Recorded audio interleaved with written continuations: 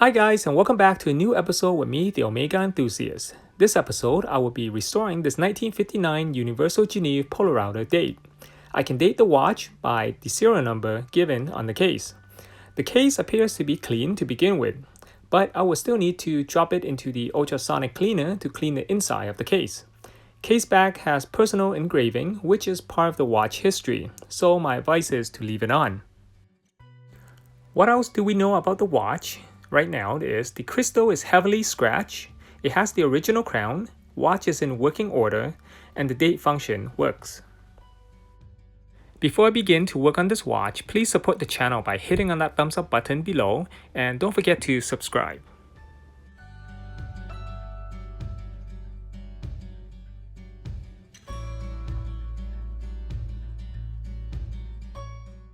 The first thing that I will need to do will be to open the case back, which I will need a special tool for this case back.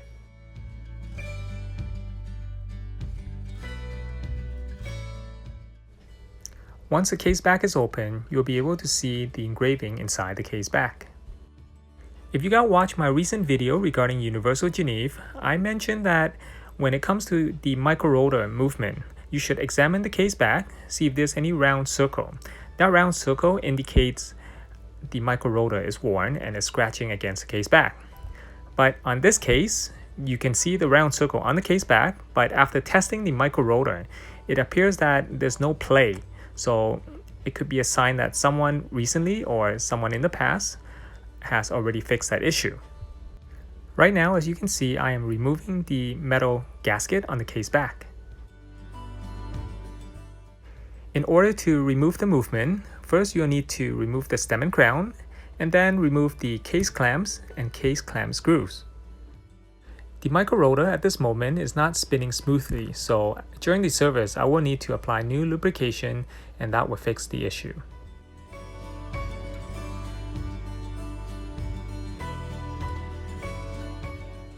Apparently, the case clamps and the stem carry some rust, so that is an indication that the crown gasket is probably dried up and will need new replacement. And the rust on the case clamps and on the stem, I will have to clean them up as well.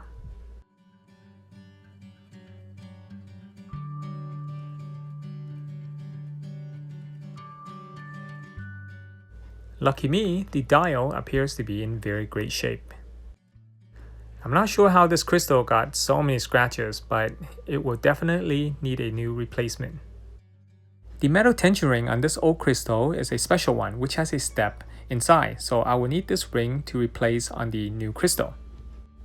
The step is there, so it allows the date feature to change smoothly. Thoroughly examining this old crystal, you can see that there are crack marks around the crystal.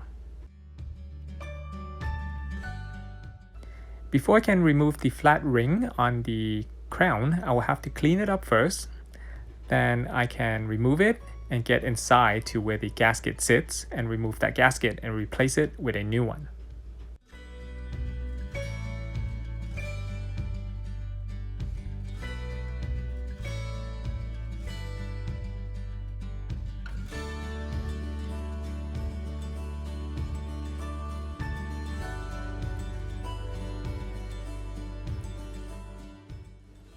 Always use an old tweezer to do the digging. Never use your brand new tweezer or your good tweezer to do the digging, as that would damage the tip of the tweezer.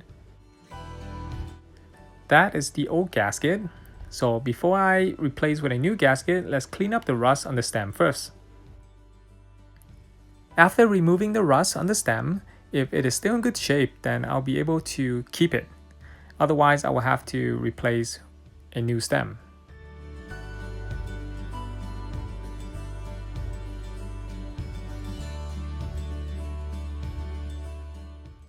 Now that the crown has been cleaned, it is time to fit the new gasket.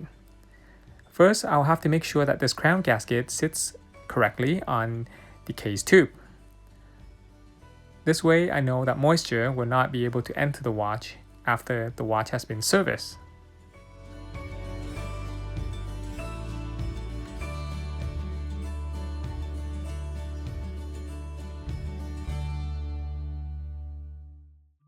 This here that I am removing is called the movement holder ring. Without this ring, the movement will be loose inside the watch.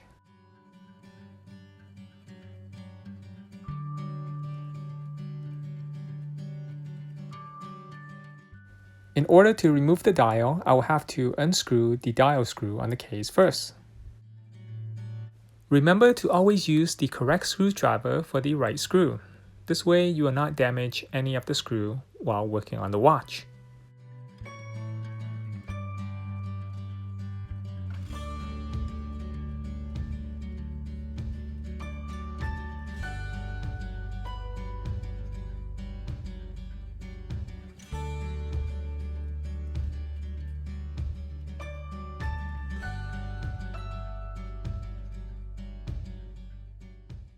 Make sure to screw back the dial screw, as these screws are extremely tiny. This way, when you put the movement into the cleaning machine, they will not go missing.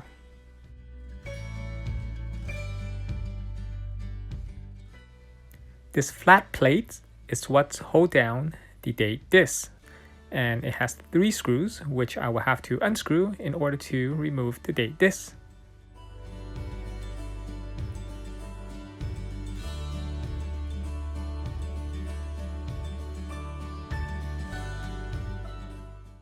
Slowly lift open this plate so that any spring underneath will not fly out.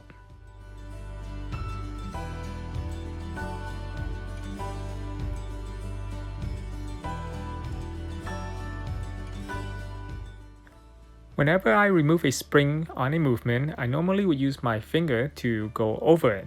This way, if my tweezer slips, the spring will just bounce off my finger.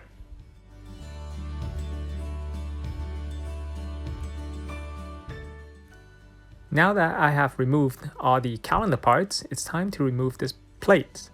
What's underneath this plate will be the setting gears.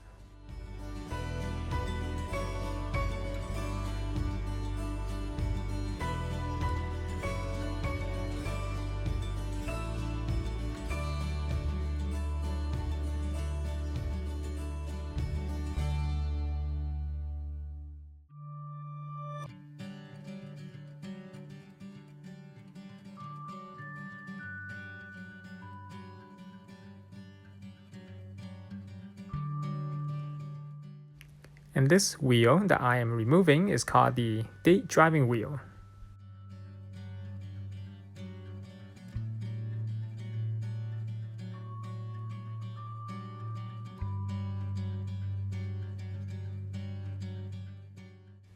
Next, I'll remove this L wheel. And then I will remove this plate, which is covering the minute wheel and the setting wheel. There's only one screw. That's the minute wheel, and this is the setting wheel. Make sure that all the teeth are good. And then now I am removing the cannon pinion. And now it's time to strip down everything on the balance wheel side. First thing you have to do is remove the energy inside that mainspring barrel. Then it's time to unscrew the 2 barrel bridge screws. After that, you'll be able to remove the barrel bridge and get to the barrel and the ratchet wheel underneath.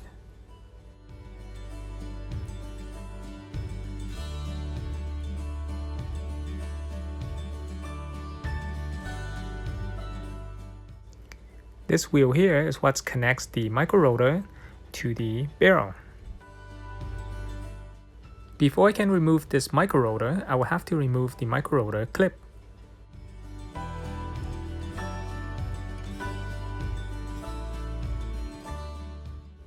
The microrotor may appear small, but for its size, it's quite heavy.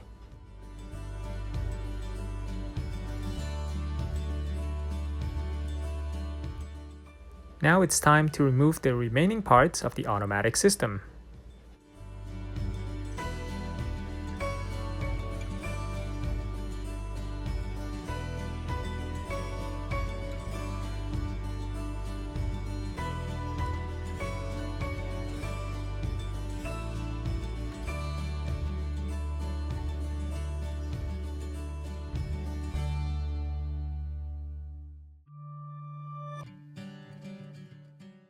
Now it's time to remove the train wheel bridge.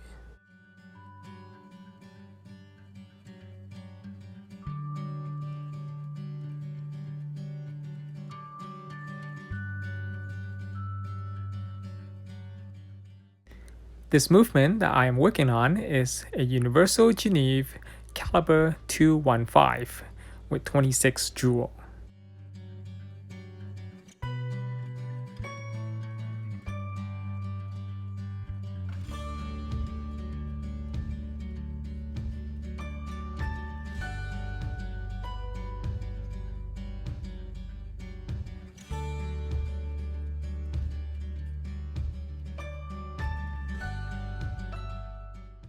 The types of cleaning machine that I own is a L&R spinning type cleaning machine, which does not require me to remove the balance wheel. But before I clean the movement, I do remove the balance wheel just to examine it to see if there's any issue with it. And if there's nothing wrong with the balance wheel, I would just install it back and then put it into the cleaning machine. As you can see, one side of the movement holder screw and clamp are missing. And the only thing left is the broken piece of the screw that's still left on the movement plate, which I am trying to remove right here. And I am pretty lucky since I am able to remove it with just my tweezer.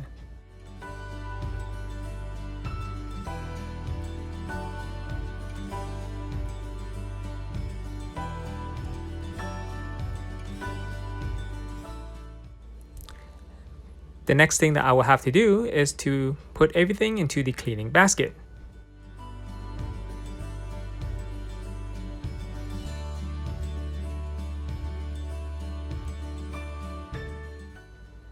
Make sure to remove the mainspring and clean it first before you put it into the cleaning basket. And at the same time, you'll be able to examine the condition of the mainspring, whether it is still healthy or not.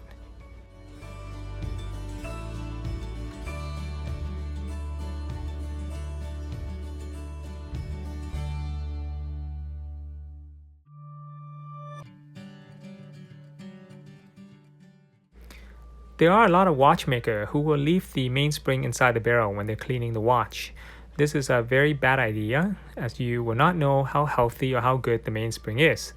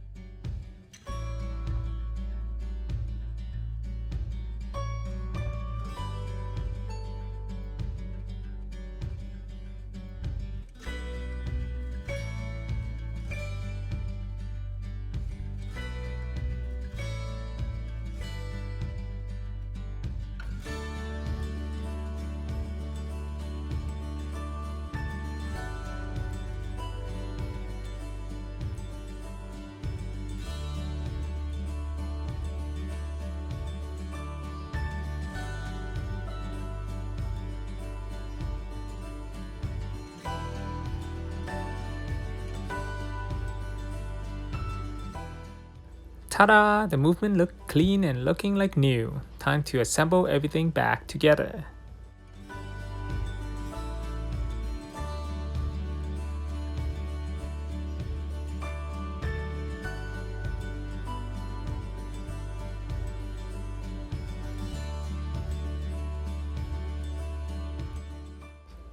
If you guys enjoy my work, you can always support me on Patreon along with my other patron who are supporting me at this moment.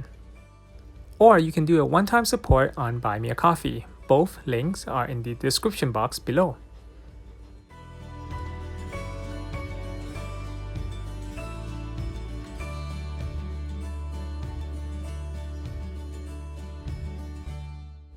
The first thing that I would do is to lubricate the bottom and the top balance wheel jewel. Then I will lubricate the pallet fork jewel next.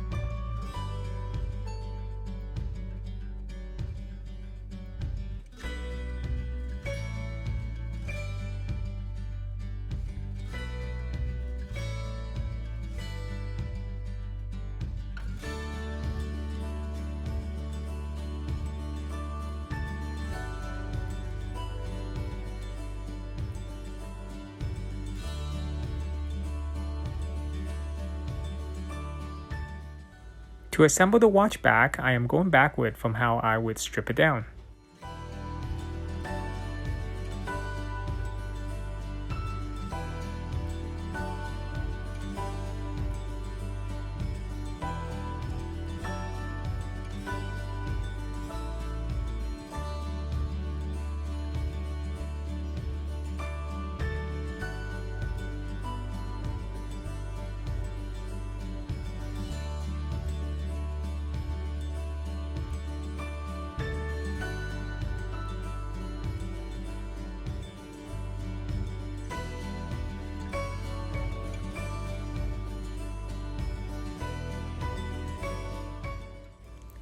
I used 3 different types of oil when I serviced my watch.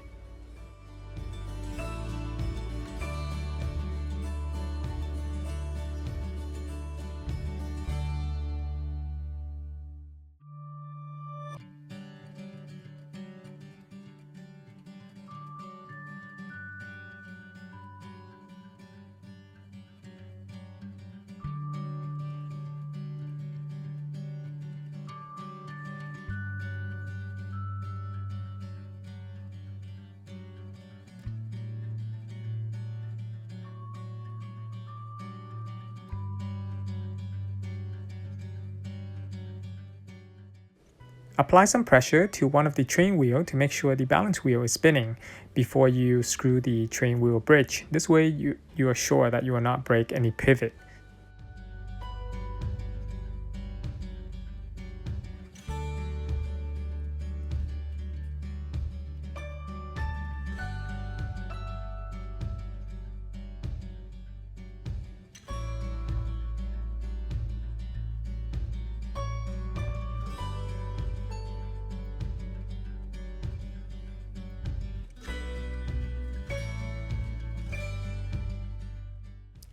You can always install the mainspring back into the barrel with your hand or use the mainspring roller to do so.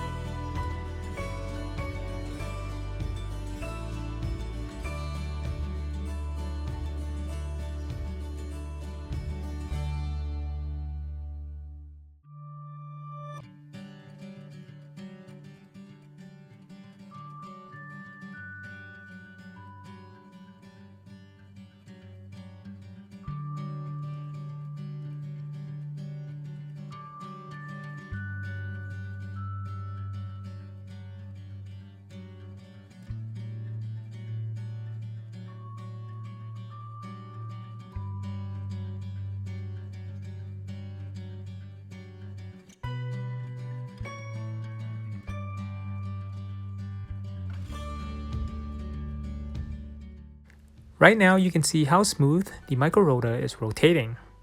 Make sure to give me that thumbs up.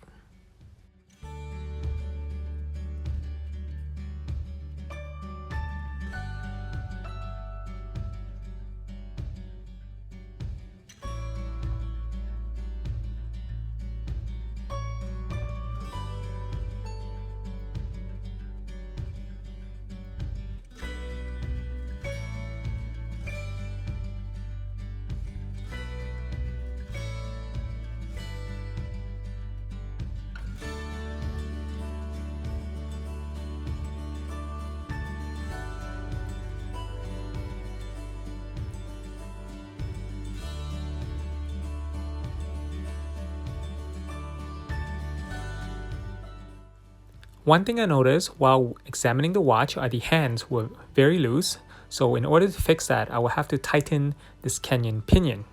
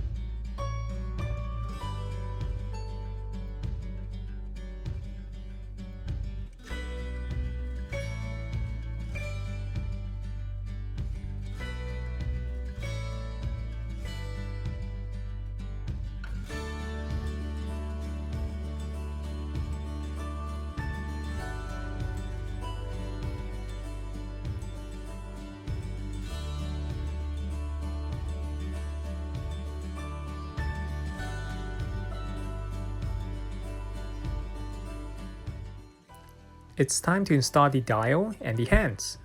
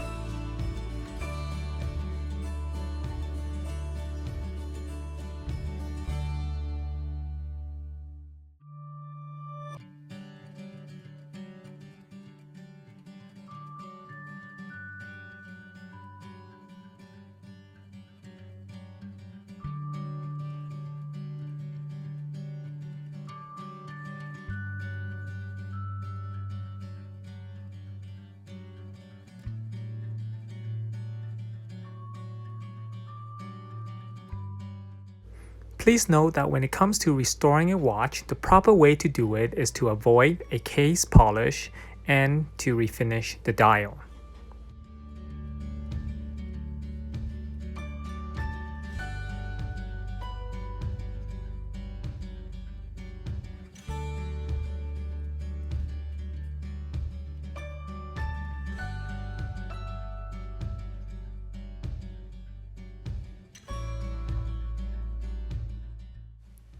And here are the replacement clamp and screw for the movement holder that were missing on one side.